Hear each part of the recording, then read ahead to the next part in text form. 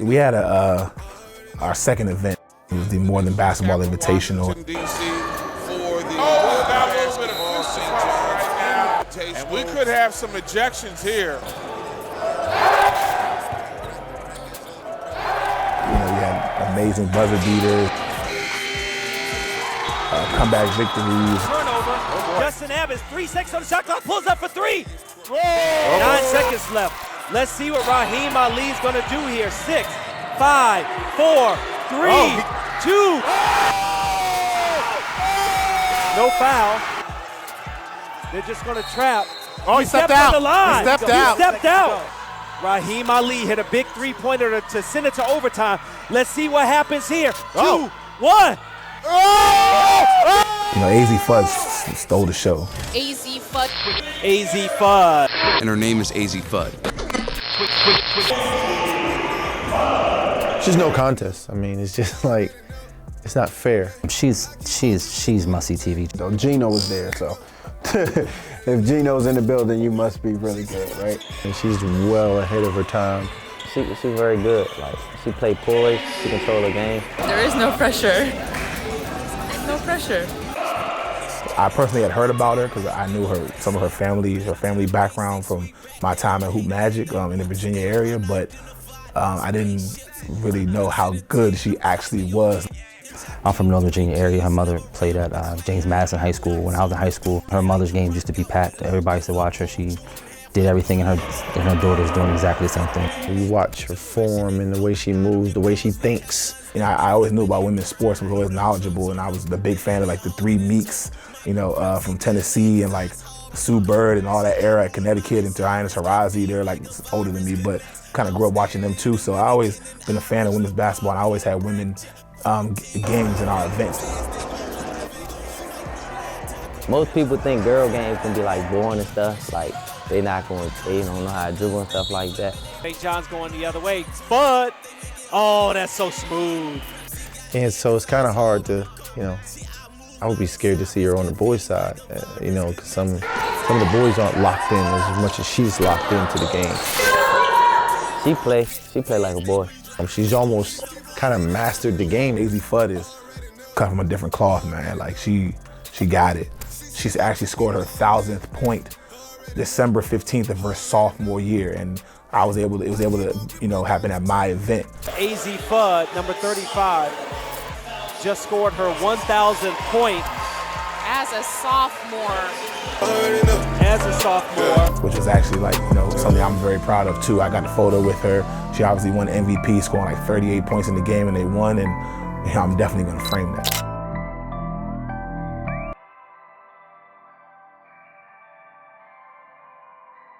Sean Savoy, wide receiver, Boogie Down.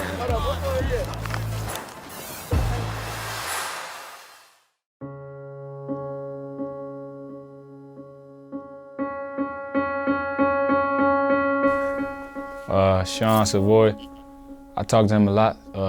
He kind of grew up under me. He still comes to the events, came to the Hoop Fest, came to the event at St. John's, came to the Hoop Fest last year at Georgetown. He always calls me. That's like big bruh. Just like a relationship that I've built from him since he was about 8, 9 years old. He's a kid I really got a lot of love for. And was always in my house with my dad because he played football with Beacon House. Sean was probably the best kid in Pop Warner. Him and the kid, Chuck, that went to HD.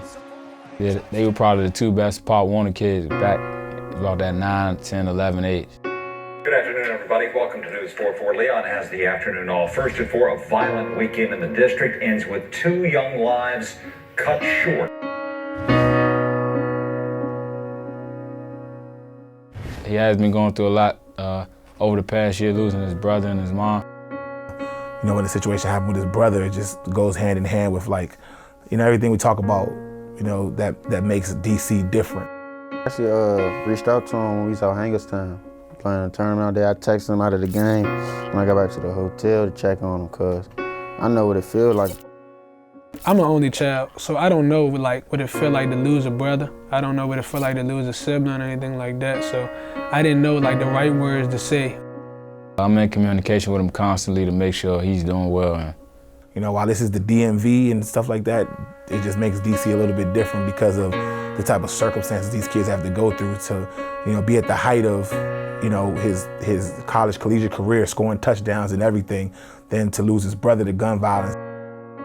Somebody who watched you grow up since a little kid, living in the same house with him. Like, I know what that feel like. Although he lost, you know, a major part of his family and two people that were like in his everyday life and pretty much did everything for him, but at the same time he's growing, he's getting older, so things like that to happen. And to turn around and have one of his best friends die at a basketball tournament, all within a span of 6 to 8 months. I mean, anybody can say keep your head up, but I think that I could have said something like more like impactful for him, you know, because I don't know what it's like to lose a brother. For that presence not to be there no more, like, I already know what it feel like, so I just text him, you know what I'm saying? Stay strong, keep your head up, all that. Just reminding him that there's still people here that will step up and do whatever he needs them to do. You know, that's the type of stuff that just like can break a person. And it showed like on the field, like his production changing, and you know, he's dealing with a lot. I did ask him though, like from a big bro standpoint, like how you keep your head straight, like how you keep going. Then he just told me, I got my phone. You know, soak it up, cry as much as he can, but mourn as much as he wants to. He said he got the moments when he cry, but just got that mindset that nobody can stop you from your dreams.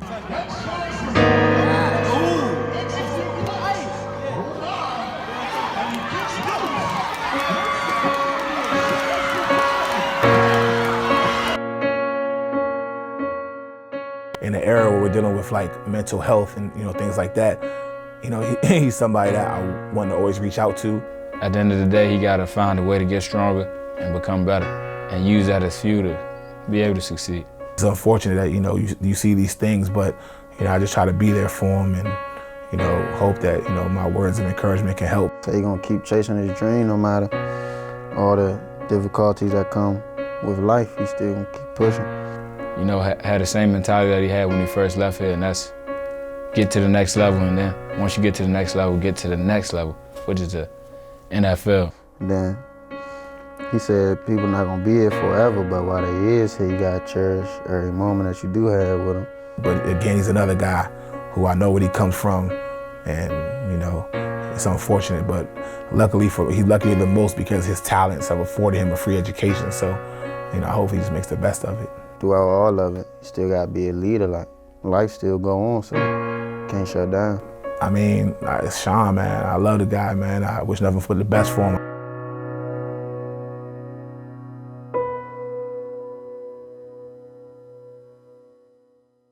Yeah, that's my ultimate dream. I just want to make a new living for me and my family, for real, basically. So is that who you play for? That's your biggest influence? Yeah, family, especially my mother, because my mother's sick. She be going through a lot of stuff on a daily basis that a lot of people don't get to see, that I don't bring out here on the field. So when I come out here, I just go to play and I do everything for her. My grandma, my grandfather, the ones that's not here. There's a lot of people. We went down to the City of Palms.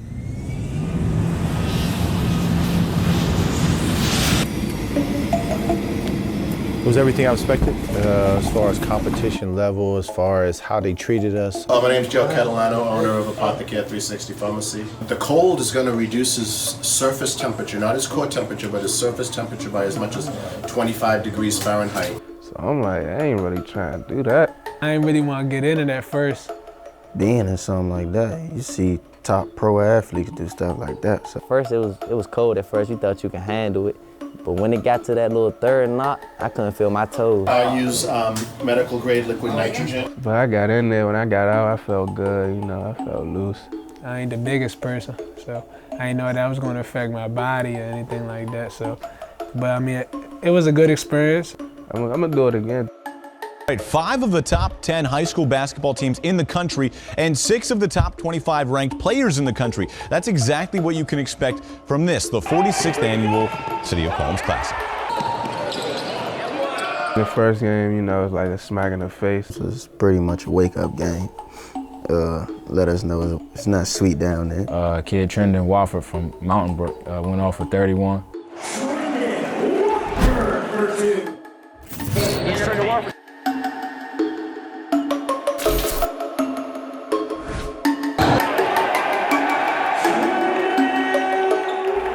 I think he impressed me the most.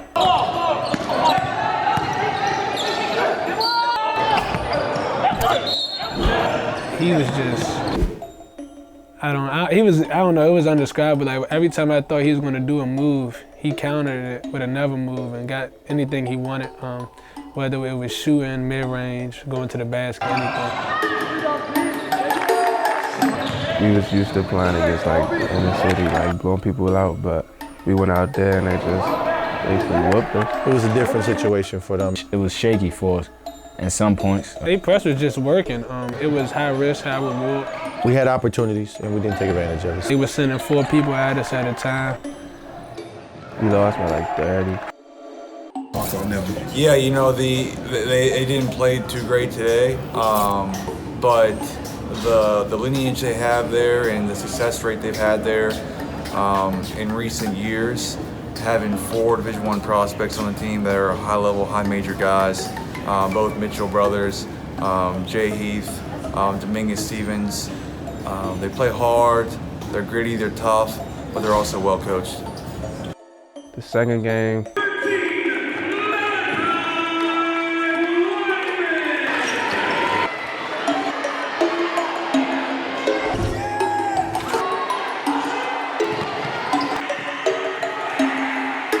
came back, coach talked to us.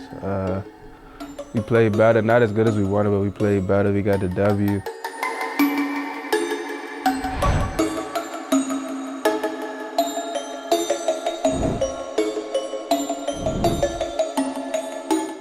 Second game, I made somebody fall. All I could think was on the string, because I know that's what he's gonna come up to me after the game and say. I seen Los get the rebound. Dude try to come at him, hit him with the in and out. But I ain't see him fall either. It was an overtime. I don't know, it was like a reaction. Like, I just dropped the ball and crossed it over. I didn't even know he fell until everybody like, oh, all that happened. I knew it was gonna make something. All the cameras there. Knew it was gonna make something.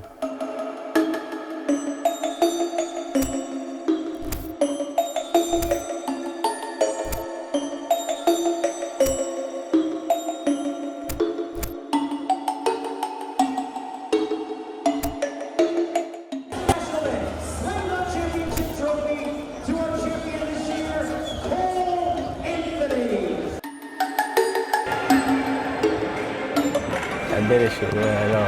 And you see, everybody had their jersey and shoes and shorts. Me, I had some sweatpants.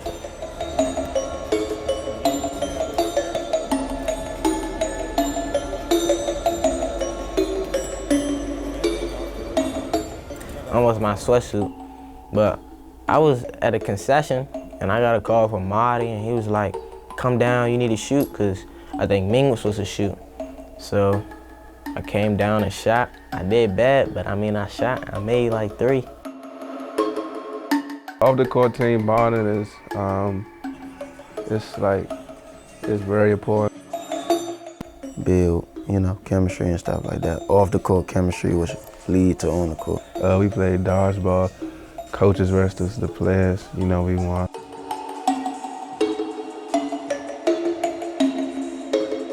So basketball, trampoline basketball, 360s between the legs and stuff.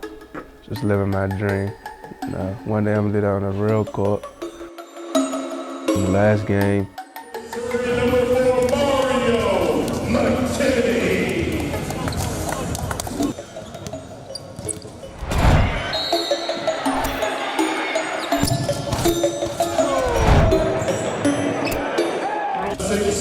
Junior forward, number 21, Fletcher.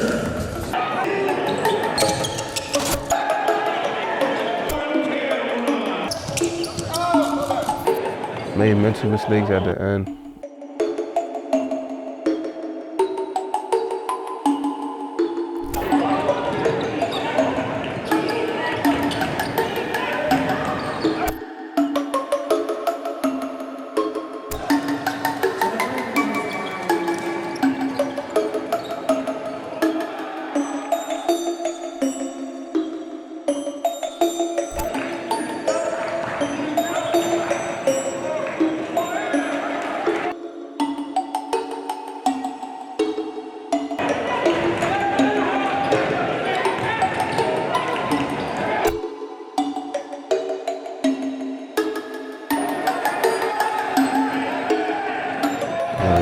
We lost, but I think it was a wake-up call for us. Shows that we're not as good as we think we are. We had opportunities to win games.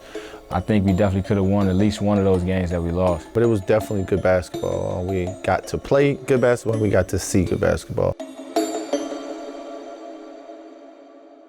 On the next episode of Run This Town. I felt like my talent was kind of being jerked around. Like one moment you want me to be a star, next moment you want me to be, you know, a bandmate. As a 19-year-old kid with a, you don't really know how to handle it. So, I became depressed. Wally's mom is J-Mo's mom's sister, so I kind of have a relationship with Wally through J-Mo. They were so scared that it happened the first time that they didn't even want it to, happen again. So, cause Statement didn't even let them play, just because they like, man, nah, we don't want them to play, man. We scared. We saw that happen. Like, we don't want that to happen again. We gotta make sure you cleared by the doctors. Make sure you got the right follow-up stuff to come back and play with us. So they didn't let him play. So he went to another AAU team, and it happened again. I don't know if any of y'all know me, but just to go over some of my background.